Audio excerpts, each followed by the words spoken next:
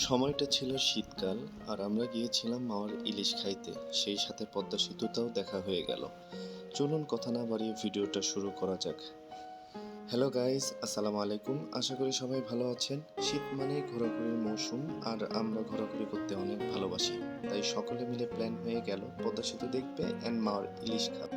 So আমরা দেরি না করে একটি হাইকস ঠিক করে নিলাম। এরপর আমরা আল্লাহ তাআলার নাম নিয়ে সন্ধ্যায় বের হয়ে পড়লাম। প্রচণ্ড কুয়াশাতে কিছু দেখা যাচ্ছিল না, তাই আমরা সতর্কতা অবলম্বন করে আগাচ্ছিলাম। তবু এই শীতকালটাই পারফেক্ট সময় ঘোরাঘুরির জন্য, চাইলে আপনারাও ট্রাই করতে পারেন। আমরা যাত্রা শুরু করেছিলাম পাবনা থেকে, আর আমরা 4 ঘন্টার মধ্যে মাওতে পৌঁছে গিয়েছিলাম। মাওতে যেয়ে আসলে আমরা একটু কনফিউজড হয়ে গিয়েছিলাম যে আমরা কোন রেস্টুরেন্টটাতে বসবো।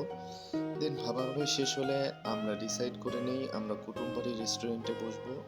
আর আমরা দুইটা বড় বড় মাছ নিয়েছিলাম, কারণ আমরা লোক সংখ্যা একটু বেশি ছিলাম। আর হ্যাঁ, আপনারা মাছ কেনার ক্ষেত্রে অবশ্যই সতর্কতা অবলম্বন করবেন। আমাদের দুইটা মাছের ওজন ছিল 2 কেজি 300 গ্রাম, আর আমরা মাছ দুইটা নিয়েছিলাম 3500 টাকা দিয়ে। মাছ কেনার পর্ব শেষ হলে মাছটা সুন্দর করে কেটে সরিষার তেল দিয়ে ভাজা হলো।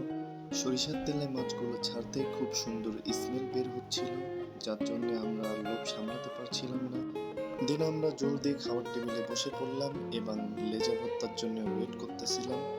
লেজা ভর্তাটা অসাধারণ ছিল, সাথে বেগুনের চপটাও ছিল অসাধারণ। সকলে খুব তৃপ্তি সহকারে খাওয়া দাওয়া শেষ করে নিলাম এবং আমাদের মাওয়ার যাত্রাপথ এখানেই শেষ হয়ে গেল। ভিডিওটি যদি ভালো লেগে থাকে তাহলে লাইক, কমেন্ট, শেয়ার করে পাশে থাকবেন এবং নেক্সট ভিডিওর জন্য ওয়েট করবেন।